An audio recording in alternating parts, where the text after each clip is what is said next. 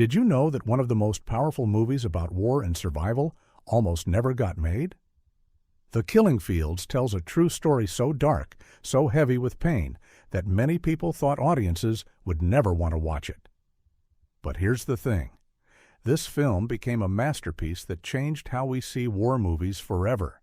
It's not a story about weapons or strategy. It's a story about friendship, survival, and the unbreakable human spirit. Behind every frame of this devastating film lies an incredible secret. Some of these stories will shock you. Some will break your heart all over again. Others will show you how brave and creative people can be, even when facing impossible odds. Let's dive in and discover 20 weird and amazing facts about The Killing Fields. Fact 20. The lead actor was new to Hollywood. Number 20. The man nobody expected. John Malkovich was practically unknown when he was cast in this film. He had done theater work, yes, but most people had never heard of him. Director Roland Joffé took a huge risk casting this tall, mysterious actor in such an important role. Nobody knew if Malkovich could carry such a heavy, emotional film. They didn't know if he had the strength to handle those devastating scenes. But Malkovich brought something real to the character, a quiet intelligence and deep sadness that felt true. His performance was so powerful that people started paying attention to him. After this film, Malkovich became one of the most respected actors in Hollywood. What looked like a risky choice turned out to be perfect casting. Number 19. The Ghost in the Room. Hying S. Ngor, who played the journalist's guide, Deathbrand, was not a professional actor at all. He was a real doctor. The real Deathbrand, the man the story was based on, actually visited the set during filming. Can you imagine?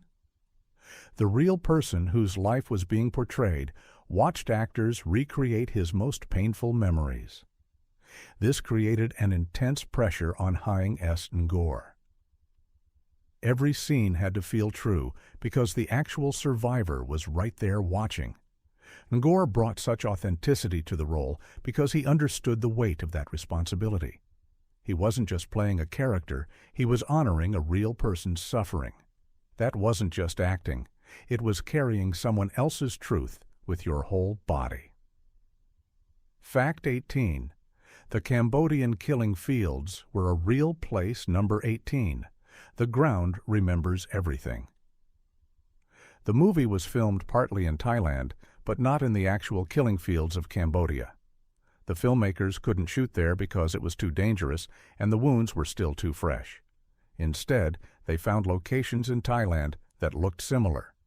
But here's what makes this strange. Even though the scenes weren't filmed in the real killing fields, the events depicted actually happened. Over 2 million people died in Cambodia between 1975 and 1979. The movie shows just a fraction of that horror. When you watch the film, you're watching a recreation of real suffering that happened to real people. It's not fiction. It's not made up for drama. It's history captured through actors' tears. Fact 17. The director had never been to Cambodia. Number 17. Making a story you don't know. Roland Joffé, the director, had never been to Cambodia when he started making this film. He learned about the killing fields through research, interviews, and reading survivor testimonies. He had to imagine, through the eyes of other people's pain, what that experience felt like. This might sound impossible, but Joffé brought such honesty to the film that survivors said he captured something real. He didn't use his lack of personal experience as an excuse. Instead, he let his curiosity and respect guide him. He listened to people who lived through it. He read their words. He felt their weight. The film became a gift to history, not because Joffé was there, but because he cared enough to get close to the truth anyway. Fact 16. Hying S. Ngor won an Oscar.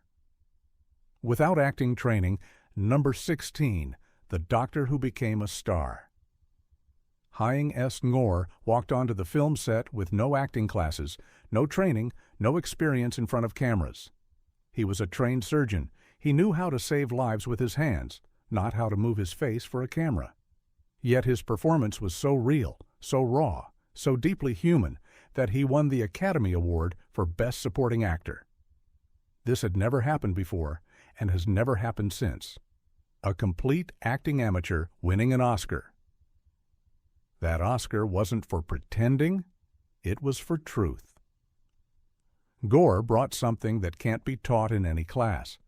He brought his own survival, his own pain, his own memory of impossible choices. What started as stepping in front of a camera became one of the most honored performances in cinema history. Fact 15. The friendship between the two leads was key to everything.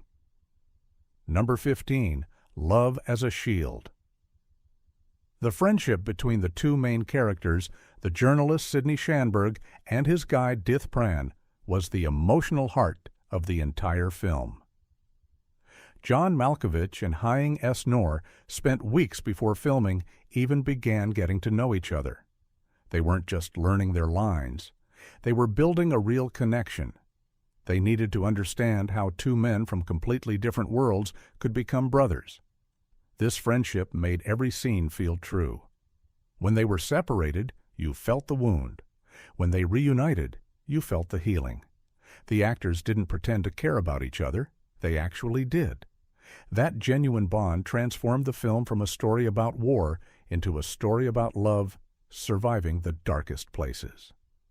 Fact 14. The torture scenes were almost too real. Number 14. When acting feels like drowning. The filmmakers refused to use fake blood or obvious tricks for the torture scenes. They wanted audiences to feel uncomfortable. They wanted viewers to understand, even in a small way, what real suffering looks like. Some of those scenes were so intense that crew members had to leave the set. Actors had to take breaks and recover emotionally. This wasn't entertainment. This was documentation of human cruelty. Director Joe Fay believed that if you're going to tell a true story about hell, you can't make it pretty or comfortable. You have to let people feel the weight. Some critics said the film was too brutal, but survivors watched it and nodded. They said, yes, that's what it was like. What looked difficult to watch was actually a gift to memory. Fact 13. Sidney Shanberg was a real journalist still alive. Number 13. The Living Ghost. Sidney Shanberg, the main character, was not a fictional person created for the movie. He was a real journalist who actually lived through these events. He actually survived the Cambodian genocide. The film was based on his book and his real experiences. This meant that every scene had to respect his actual memories.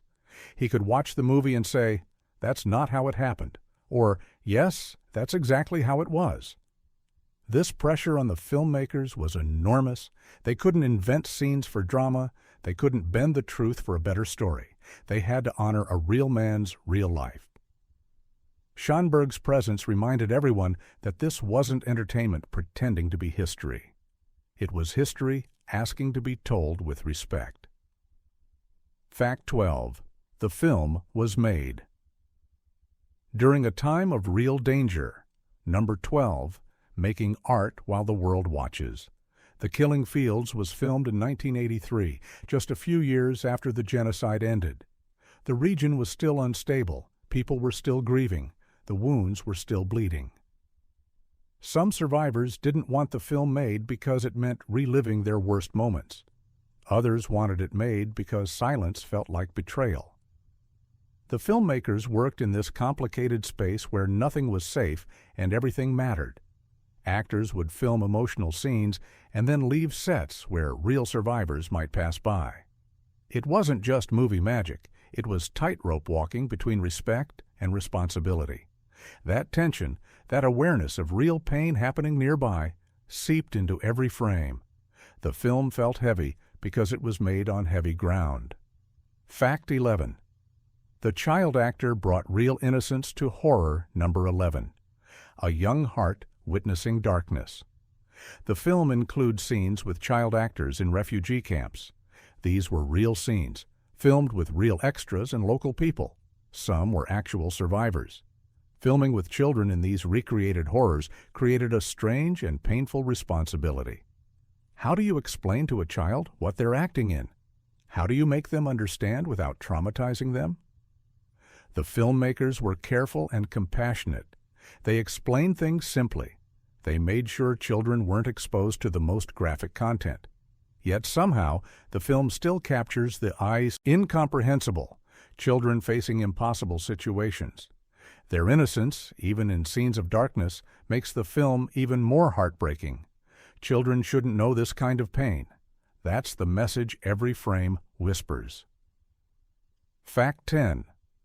The cinematography was shot in black and white dreams. Number 10. When Gray Becomes Truth. Parts of the film use muted, desaturated colors that make everything look like a fading memory or a bad dream. This wasn't an accident. The cinematographer chose to drain color from certain scenes to make them feel less real, less solid, more like something slipping away. Your mind registers these scenes differently. They feel more like memories than events happening right now. This visual choice helped audiences process the horror without becoming completely numb. Black and gray tones also honor the actual documentary footage from that time period, which was mostly in black and white. By matching that visual style, the film connects to real history. Art and truth became the same thing. Fact 9. The ending wasn't what the filmmakers originally planned. Number 9. When reality rewrites the script. The reunion between Sidney Shanberg and Dith Pran actually happened in real life, but the filmmakers had to decide how to show it. They considered different versions. Should they make it explosive with tears and screams? Should they make it quiet and understated? They chose something in between. Real people, real recognition, real emotion that feels both restrained and overwhelming. When you watch that ending, you're watching a true moment filmed as honestly as possible. The filmmakers didn't add music or manipulate the scene. They just let it breathe. They trusted that reality was powerful enough. It was. That wasn't acting. That was survival, recognizing survival. Fact 8. The film changed how war movies were made. Number 8. Before and after. The Killing Fields arrived in a cinema world full of movies that glorified war or made it look heroic. This film did something different. It showed war's actual cost, not just soldiers dying, but culture dying, people disappearing, families broken. After this film, other filmmakers started asking different questions. How do we show suffering truthfully? How do we honor the people who lived through it? How do we make audiences understand without turning pain into entertainment? This movie became a turning point. Directors studied it. Film schools showed it. It became a model for how to make movies about real tragedy. One film changed the language of cinema. Fact 7. The Khmer language was crucial to authenticity. Number 7. Words must sound like home. Much of the film includes dialogue in Khmer, the Cambodian language. This wasn't common in Hollywood films at that time. Most American movies translated everything into English. But the filmmakers insisted on keeping the real language because it honors the place and people. When you hear Khmer spoken in the film, you're hearing the actual voice of Cambodia. English subtitles appear below, but the original sound stays. This choice made the film feel more documentary, more real, more respectful. Language carries culture. By keeping the language alive in the film, the filmmakers gave Cambodia a voice in its own story. Words matter. The right language makes all the difference. Fact 6. The composer wrote the score. While learning the story. Number 6. Music written through tears. The film's composer, Mike Oldfield, created a haunting score that sounds almost like prayers and laments. He wrote the music while learning about the killing fields for the first time. He read the stories. He felt the weight. Then he sat at his instruments and tried to capture that feeling in sound. The score isn't happy or dramatic in the way action movies are. It's mournful. It's questioning. It sounds like asking why over and over. When you listen to the music, you're listening to an artist's first response to learning about tremendous suffering. That rawness, that newness to the horror somehow makes the score even more powerful. The music doesn't explain the pain. It honors it. Fact 5. The film was almost banned, in some countries. Number 5. Truth is dangerous. Some governments didn't want this film shown because it told uncomfortable truths about power and cruelty. They worried that people would ask questions after watching it. They worried that history would be remembered instead of forgotten. The film had to fight for the right to be seen. This wasn't just about movie ratings or content warnings. This was about censorship. This was about who controls stories about real events. But the film survived. It was shown. People watched. People learned. People remembered. That fight to exist made the film even more important. It wasn't just a movie anymore. It was an act of resistance against forgetting. Fact 4. Real survivors. Consulted during every stage. Number 4. The ghosts who guided the living. Throughout the filmmaking process, survivors of the Cambodian genocide worked as consultants. They watched scripts. They corrected facts. They explained things that outsiders couldn't understand. Their presence meant that every choice had to be defensible. Every scene had to honor what actually happened. Survivors didn't always agree with each other. Trauma can be experienced differently by different people. So the filmmakers had to navigate complicated emotional territory. They couldn't please everyone, but they could listen. And they did. The film became a collaboration between artists and witnesses. That partnership created something more truthful than any single person's imagination could create. Fact 3. The film almost lost its ending to budget cuts. Number 3. When money almost erased memory. Late in production, the filmmakers ran out of money. They had to make hard choices about which scenes to keep. The final heartbreaking reunion scene, the scene that ties everything together, almost got cut because of cost.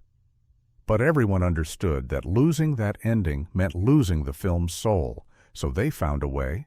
They made budget compromises elsewhere. They stretched resources. They refused to sacrifice the moment that mattered most.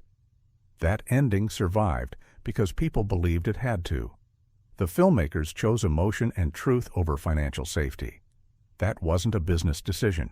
That was a moral one. Fact 2. The film was released in 1984 when the wounds were still fresh. Number 2. Too soon or just in time. The movie came out only 5 years after the genocide ended. Survivors were still grieving. Families were still searching for missing people. The world was still trying to understand what had happened. Some people said the film was too soon, too raw, but others said it was exactly the right moment. Memory fades. If the story wasn't told quickly, it might disappear into silence. The film became a record while people who lived through it could still testify. It became history written while the fire was still warm. That timing made the film feel both dangerous and necessary. It hurt because it was honest. Fact 1. The film changed everything for Haing S. Noor. Number 1. From doctor to messenger. Before The Killing Fields, Haing S. Noor was a surgeon quietly rebuilding his life after surviving one of history's worst genocides. The film transformed him into an actor, an ambassador, a voice for the voiceless. His Oscar win introduced him to the world as an artist and survivor. He spent the rest of his life telling his story, helping others, and making sure the world remembered. One film changed a man's entire life. It turned a doctor into a witness. It turned private suffering into public testimony. What started as stepping in front of a camera became a lifetime of speaking truth to power. That wasn't luck. That was purpose, finding its voice. Bonus fact: the hidden sound design beneath the violence. The filmmakers made a choice that most audiences never consciously notice. During the most violent and chaotic scenes, they removed much of the expected sound. Instead of explosions and gunfire and screaming overwhelming the soundtrack, they kept it quieter, more intimate. You hear individual sounds, breathing, footsteps, single gunshots, rather than orchestrated chaos. This choice makes the violence feel more real and more personal. It's like you're experiencing it through shock, through trauma, where everything seems to slow down and isolate. The sound design became a tool for letting audiences feel what survivors felt, the strange quietness that comes with horror, the way your mind protects itself by filtering out overwhelming stimuli. One small choice in how to use sound rewrote how trauma could be shown on film. Old techniques of filmmaking, brand new ways of telling truth. The Killing Fields is more than a war movie. It's a monument to human survival. It's proof that friendship can survive unimaginable circumstances. It's a reminder that history matters and that telling true stories with respect and courage changes the world. Every weird fact, every behind-the-scenes story, every choice the filmmakers made was driven by one simple goal: to honor the people who lived through the Cambodian genocide and to make sure the world never forgets. This film teaches us that courage isn't always loud. Sometimes it's quiet. Sometimes it's a doctor becoming an actor. Sometimes it's choosing honesty over comfort. Sometimes it's simply refusing to let pain be forgotten.